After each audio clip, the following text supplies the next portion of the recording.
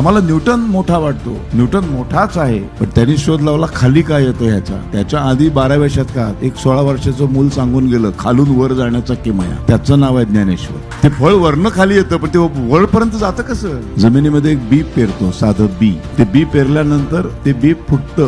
ते फुटल्यानंतर सगळी कायनात, संपूर्ण निसर्ग, पंचमहाभूत जबाबदारी घेतात त्याची, त्याला वाढवण्याची. खाली याच्या विरोधात दिशेनं तो वाढायला लागतो. ते जमिनीतनं बाहेर येतं, मग ते रोपटं वर वर जायला लागतं. कुठे गेला तो खाली यायचा नियम. वर वर जातं, आकाशाकडे झेपावतं, मग त्याचा मोठा वृक्ष होतो, मग त्याला फुलं लागतात, मग त्याला फळं लागतात, मग ते फळ पिकतं, ते खाली पडतं, तेव्हा न्यूटन येतो. पण आधी आला ज्ञानेश्वर.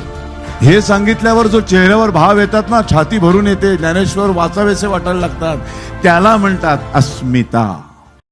राष्ट्राय स्वाहा.